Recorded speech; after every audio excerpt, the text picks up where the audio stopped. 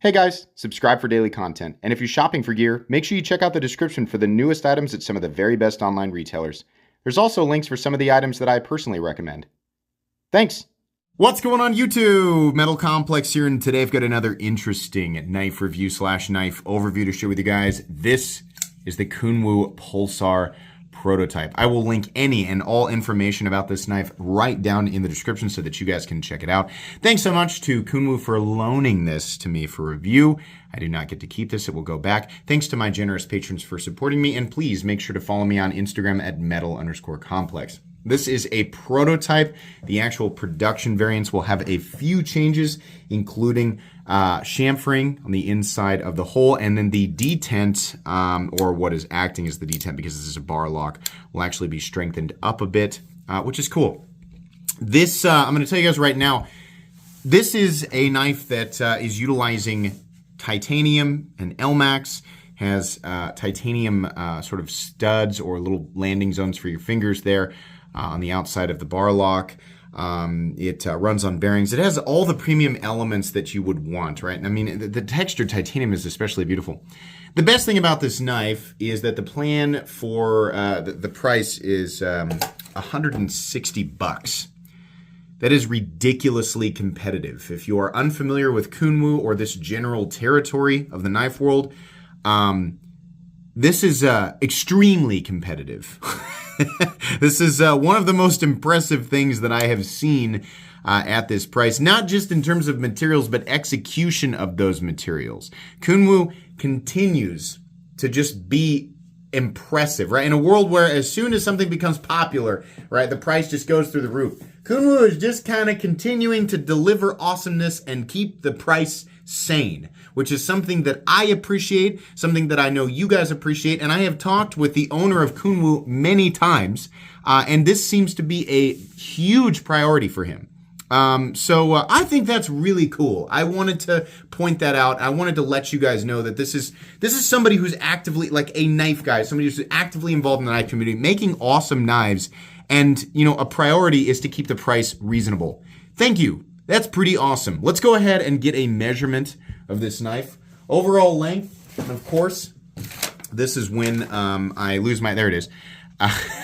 Overall length of the Pulsar is coming in at 7.5 inches, maybe just slightly longer, maybe 7.6. Blade length is coming in at about 3.35, and your cutting edge is coming in at exactly 3 inches. Let's go ahead and do some size comparison. So up against the Ontario Rat Model 1 and the Ontario Rat Model 2. Having to open these with two hands today. So you can see here, I would still call this a full-size knife. It's just kind of in between these two. How about up against the Demco AD 20.5? It is very similar in overall length to the AD 20.5 and even has some similar ergonomic lines. Obviously, the profile of the handle scales and blade are different, but the, you know, where you actually end up putting your hands is very similar. How about up against the Spyderco Para 3? There we go, definitely a little longer than the Para 3. And then finally, I think we'll do this, and let's do the Bug Out, and let's do the Ritter Hogue, because it's kind of right in between these two. A little shorter than the Ritter Hogue, right? You do have more ergonomic room, that's something to point out, and just a hair, maybe just a hair longer than the Bug Out. How is the action on this knife? Very good. It's exactly what you want. You know, on the prototype, you know, I've kind of adapted to it. But the tension keeping the blade in the handle from, you know, the bar lock and the rounded tang of the blade, it is a tad light, but as it says in his paperwork, this is planned to be addressed. So it will be, there'll be a little bit more tension on that bar lock in the production versions, making this, you know, always, I mean, I can do this no problem left-handed, which is my non-dominant hand, and using, you know, my middle finger reverse flicking it. But it works just fine. And, you know, honestly, just thumbing it open because of all the room you have on that triangle, it's just fantastic. No lock stick or anything like that. You can see here it's just swinging freely, and the lockout is solid, which we'll cover later again. Very good. This is what you want, right? Making it slightly tighter will only improve this experience. This is essentially a perfect deployment experience for me. Let's go ahead and do carry profile thickness up against the Spyderco Para 3. It's maybe a little bit thicker, right? If we're going, you got to count that height up there, just a little bit, not much. Length and height up against the PM2 and Para 3, you can see here. This guy is about the same overall length as the Para 3 closed. Definitely nowhere near as tall or as long as the PM2. Height-wise, maximum height is here, right, where this bump is, but it's still is easily cleared by the bump in the PM2 and Para 3. So truthfully, in the pocket, it really is not going to take up all that much room. We are looking at a combination of titanium and Elmax steel for materials here. Titanium for the handle scales and Elmax for the blade. We do have milling on the inside for weight reduction. There it is. All right. The weight on the Kunwu Pulsar, just unprepared today, coming in at 4.20 ounces. That's not something that I find to be that big of a problem. Obviously, the ratios are not perfect, but you are getting full titanium. Back here in the primary position for your index finger is balanced right in the middle of that, which is usually what we look for. So truthfully, it feels like a 3-point-something ounce knife, like 3.5, 3.75. I'm kind of surprised to see it's 4.2 ounces. Not a big deal there. If you're used to carrying knives of this size, which is pretty, just like right on the money average for a full-size knife, right? Then this is just not going to be a problem for you. Let's go ahead and get out my tools and do a hardware check. As per usual, my tools are very inexpensive and very recommendable. You can find them right down in the section of my description that talks about the tools I use on this channel. We're going to go for a T8 because I believe that's what this is. T8 pivot. We have T6 for these, which is fine, right? You're not going to usually have to mess with those. And then we also have T8 for the body screws. I really wish those were T8, but it's not that big of a deal. It is minimal, and this will be very similar to taking apart a Benchmade knife because the bar lock is essentially the same thing as the axis lock. So a little bit more difficult to take apart than your average like pillar or sandwich construction titanium frame lock or liner lock, right? But still not that bad. And they didn't put a ton of screws in it, which is great. So minimal hardware. I got no complaints other than the T6 screws, but you know, you can't always get what you want. Let's go ahead and measure the blade stock thickness real quick here. Everything on my desk is just buried today. Blade stock thickness on the Pulsar coming in at 120, it says 123, it's probably 125 thousandths, which is fine. That's about Ritterhogue territory. All right. Let's go ahead and get in the meat and potatoes here. I always say, why do you say meat and potatoes every single time? I found out that the algorithm that Google uses to determine chapters in your video will pick up if you keep saying the same thing over and over again. And since I make so much of the same type of content, if I keep saying the same trigger words to the algorithm, it starts to automatically chapter my content, which is great because I don't have to do it. So, meat and potatoes! This is the meat and potatoes, YouTube! Here we go. At least that's how I assume it works. Somebody else might be able to explain that to me better. Textured titanium, diamond textured titanium. Thank the Lord. Somebody finally did. Not that Kun was the only company to do this, but we see a curiously small amount of this beautiful type of texturing, right? And people say, oh, well, here's the problem. It's really abrasive and it hurts your fingers and tears your pants up. No. Not if you do it correctly, which in my opinion, this is done correctly. This is offering grip without being abrasive. I mean, I can easily, right? It's just going to be friction in general, the same type of friction that would burn my finger on this smooth mat. That's the only, that would bother me after doing that for a while. But gripping this and holding onto it, sliding my hands across it, no. It's really nice. Even having the titanium clip ride over this texturing, which I'm sure people have noticed, there's no bald spot underneath. This is smooth enough to where this is not going to fray your pants up as aggressively as even Peel Ply Textured G10. This is nice. It looks good, kind of plays with the light, which is why I like it. It gives character to an otherwise just soulless area of it. Like when companies do this and they're like, oh, we took a minimalist approach. Yes, of course, minimalist. Right? And they're like, well, what they mean is they left it smooth and didn't do anything with it, right? This looks better. This is just my opinion, right? I'm not saying that this is universally true for everybody or it's factually true. It looks better, right? It also takes extra effort, right? This is, I mean, even if it isn't really that much, it is additional wear and tear on the equipment they use to create these, right? So it costs more money to do it, which makes it even more impressive that he kept the price at $160, right? Or at least that's his plan. Yeah, this is excellent. I love this. I love continuous patterns, especially when it's a diamond or checkered pattern. Really, really nice. Let's get a nice close up here without me waving the thing all over the place. Look at that. That's just nice. Look at that. That's beautiful. It really is. I can feel people nodding along, or at least that's the part of me that just creates my own reaffirmation. I just automatically assume that. Really good. Ergonomic profile, also just gorgeous. Beautiful. Look at this.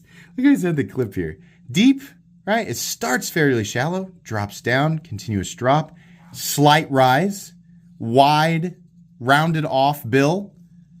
But it stops right here. It doesn't come over. It doesn't do the goose bill thing. Just great. The only thing that's kind of a bummer is the screws are not recessed. They really should have been, considering how shallow this is. But you know what? I will choke that down. This is fine. The angle that it carries, the depth that it carries, it's not a long clip. It's not a goose bill clip. It's fine. It's also not milled, Complex. It's not milled. Normally I'm like, hey, listen. It's got to be milled. But I'm usually talking about Chinese production knives that cost $250 to $300. They try to slip that past the goalie. Not at that price. At $160, I'm not really going to complain. I think that would be silly to complain considering everything else that we are getting here. I think that's fine. I don't have a problem with that, especially considering the design of the clip is really good and is not a hotspot because it's way back here. It's not in the middle of my palm. It's way back here. Carries securely, right? It's easy to get in and out of the pocket. It's great. The choke up on this is beautiful. Nice, big, open choil so you can actually make use of it. The jimping extends out to complement the position of your index finger in the choil, which means you can choke up and do your detail work. You can do your power cuts, right? Whatever you want. The point is however you're going to use it, it's going to be comfortable. This is a knife that is meant to be convenient depending on what position you want to put your fingers in, right? And also safe. Safety first is important. Very easy to manipulate, very accommodating for the human hand, right?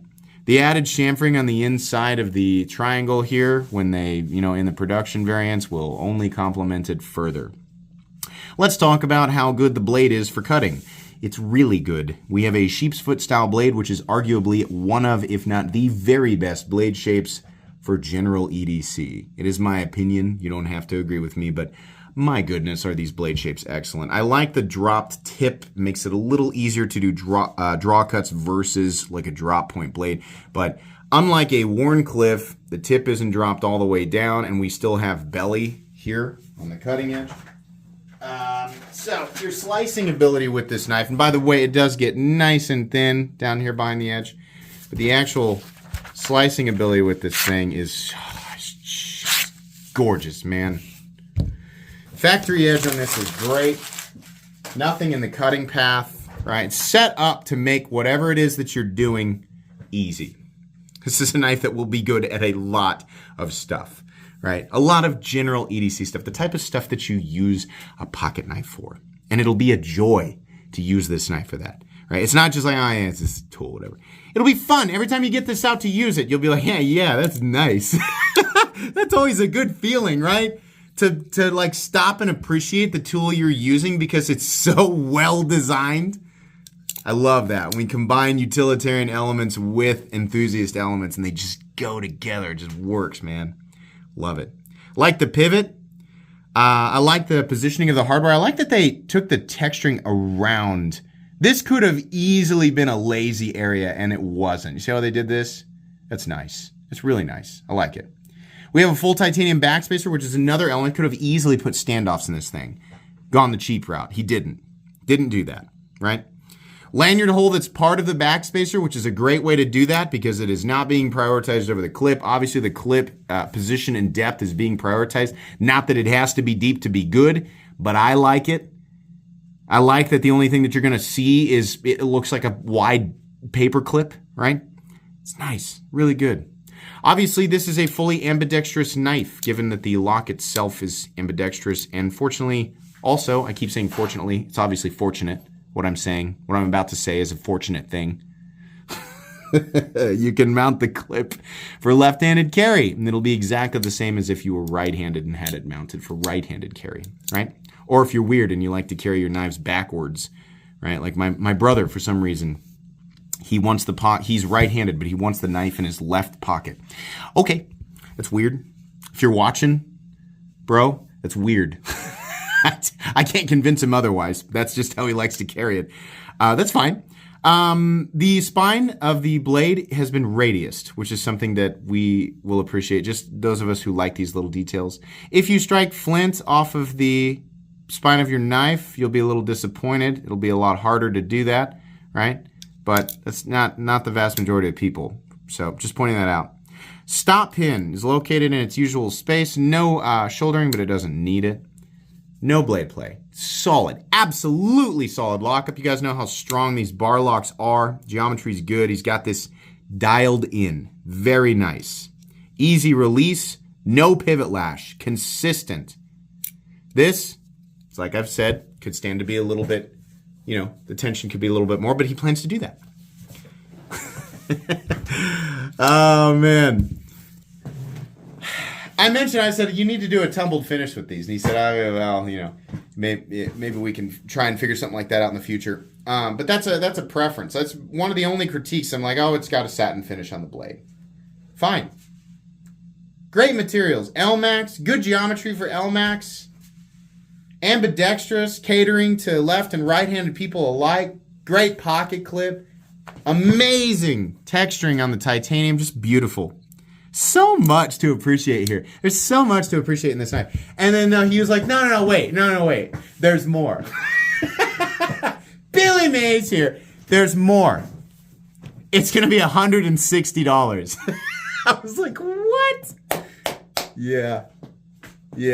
Pulsar, when it actually releases will be 2023. So this will be a candidate for, I'm looking at the prototype right now, and I know I keep switching the rules up on this. Like, can a prototype be in the final? I'm kind of undecided as far as whether or not I want to put this in, best of 2022, or if I want to wait and put it in 2023. I don't know. I like to change the rules at the last second and then just explain myself, and then you can do whatever you want with that. This is one of as far as this knife goes, this is one of the coolest knives, one of the best designs, and one of the best values that I have handled in 2022. Easily. If you are not familiar with Kunwu, this is not the first time that he has released something awesome for a pretty amazing price, right? And this is coming in 20 to 30 under what he usually does. Usually I'm really impressed. It's like 200, and I'm like, God dang, it's blowing the competition away. Yeah. This is extremely recommendable, whether you can get in on the pre-order, right, or if he has some available when the production versions land. Yeah, everybody should be paying attention to Kunwu. This company deserves to be a lot bigger, especially if he keeps up with, making these awesome designs, right? Just heavy attention to detail on how it's actually going to be used. Right? It's obviously catering to the enthusiast community, and that's great. But he's also I expect people to use these. So these little tiny details are really important. And to cap it all off, the price. If just basically just keep doing exactly what you're doing, and it's only going to get better. Huge fan of Kunwu knives. Also really like the owner. He's a nice guy. Really nice guy, down to earth. So yeah, this is extremely recommendable. It's going to go on my most recommended knives playlist, and it's also going to go on my favorite knives of all time playlist. How can I not? It's just crazy. Even if this had goof ups and if this had weird design elements, right? The price is so freaking good. There's just so many great elements here. There's so many awesome parts of this knife, and it's just amazing that they can all culminate together into this nearly ultimate, right? This nearly perfect product. I can't wait to see what the final versions feel like with the dialed in action. Really great stuff. Make sure you check out my favorite knives playlist and my most recommended knives playlist. It's very rare that a knife makes both. So I'm not trying to be like, oh, a knife as prestigious as this will, of course, be deserving of the Metal Complex favorite knives of all time and most preferred knife award. But it is great. I really like it. So awesome stuff. Like I said, this will be going back to Kunwu. I'd love to keep it, but I can't. Thanks so much for letting me check it out. Like I said, I'll link all the info about it down below. This is a prototype, but they're coming. Please make sure to follow me on Instagram at metal_complex. If you enjoyed this video, leave a like. If you'd like to check out my other content, I do, of course, have lots of videos of knives that are either expensive or inexpensive that I do or don't like, so check those out. And if you enjoy all my content, go ahead and click on that Metal Complex logo right there and subscribe because there's definitely more coming. Thanks again for watching, everybody, and have a great day.